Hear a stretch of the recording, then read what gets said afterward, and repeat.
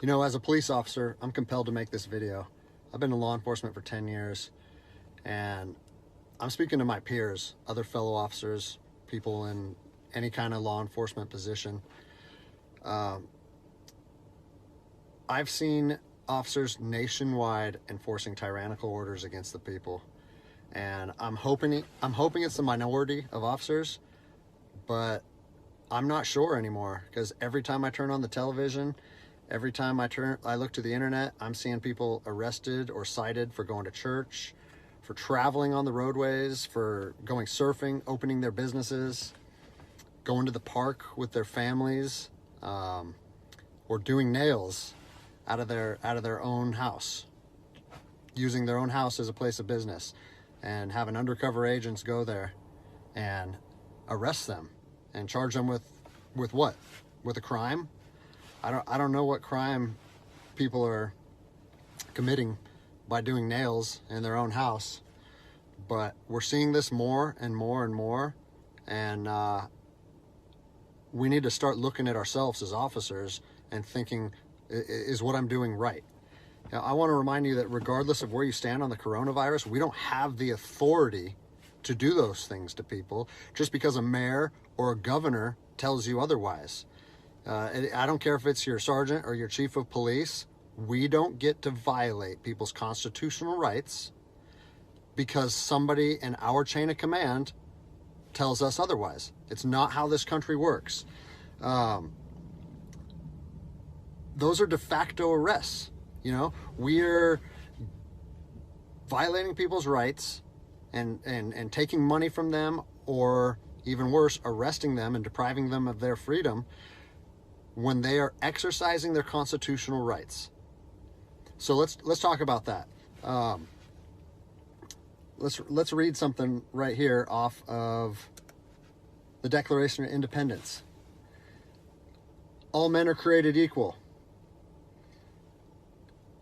Among these, we have the right to life, liberty, and the pursuit of happiness. That to secure these rights, governments are instituted among men, deriving their power from the consent of the governed, meaning our power and any government official's power is derived from the people. Okay? We don't hold power over our citizens. It's contradictory to everything that our country stands for.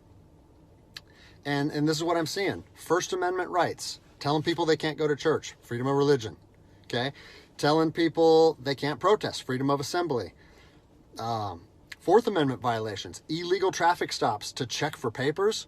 What are you, the Gestapo? Is this 1930s Nazi Germany? You don't get to stop people unless you have reasonable suspicion or probable cause that they have committed a crime. And I know people that have personally been stopped saying, we want to see papers showing that you're essential. David 2, copy a phone call. That is not how our job works, okay? What really has been pissing me off lately is the fact that these officers that are going out here and enforcing these tyrannical orders, what they're doing is they're making my job and my safety, or they're putting my job and my safety at risk. Because what you're doing is you're widening the gap between public trust and law enforcement officers. And what that's going to do is it's going to, I mean, look at what's happened to law enforcement in the last 10 years. Less and less public trust, and more often than not, that is a result of isolated incidents that get blown out of proportion. They're not isolated anymore. They're happening every single day. And the thing that I want you guys to realize is that our power that we hold as law enforcement officers is nothing more than a facade. It's a badge and a gun. And people, you don't realize, if you haven't lived in anarchy, if you haven't seen combat, things can be stripped from people in a heartbeat. And that's what I'm afraid of. I'm afraid that these actions are going to wake a sleeping giant, i.e. the American people, okay? They are going to be put in a position where they won't have their rights trampled anymore. And us as law enforcement officers, we'll have our ability to enforce the law stripped from us in about 10 minutes. Okay? I think what is going to happen if this continues is we're going to see bloodshed in the streets. Okay? I don't want to see bloodshed in the streets on either side of this coin. I don't want to see fellow officers get injured or killed, and I certainly don't want to see citizens get injured or killed. And I promise you, most of you out there doing these tyrannical acts against our citizens, you're not ready for combat. You're not mentally or physically ready for combat in the first place. I promise you, you don't want to go through that, and I hope I never have to go through that again. You don't get to just say, well, I'm doing this because I was told to do so, or I'm following orders, or I need to keep this job. Guess what? I need to keep this job more than anybody. I have 3 young children. I have 2 houses. Like, I have the same sob story that the rest of you guys have. But my personal choices and my living arrangements, no matter what they are, don't allow me to trample on people's rights. And I don't understand why that concept is so hard for people to understand. Listen, you need to stand up for what's right. You need to, if you're part of a department or an agency that is asking people or asking their officers or their deputies to impose on people's rights and infringe on their freedoms, you need to step up and say, no, that's not me. That's not what I signed up for, and that's going against my oath. And if that costs you your job, so be it. At least you'll be able to look at yourself in the mirror at night. I've already expressed this to my department.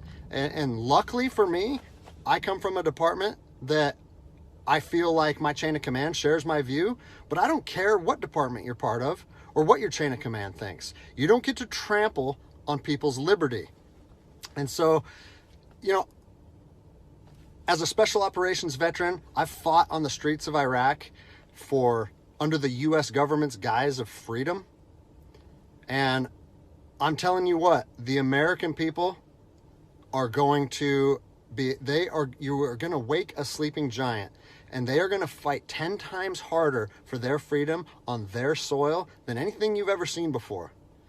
And if that's something you're willing to face, then keep trampling on people's rights. But I promise you, the American spirit of defiance is going to rise again, and it's going to be a big problem for our country.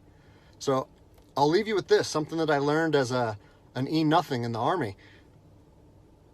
No matter what situation you're put in, if you look inside yourself and ask yourself one question, am I doing the right thing? You ask yourself that, you know the answer. And no amount of money or no order or law or anything should be able to make you go against doing the right thing. So I'm imploring officers to look inside themselves and ask themselves, is this what I want to be doing to my citizens? And I think the answer is clear. And if we all stand up together, guess what? It'll be a non-issue, no factor, because people and law enforcement will be united like we should be.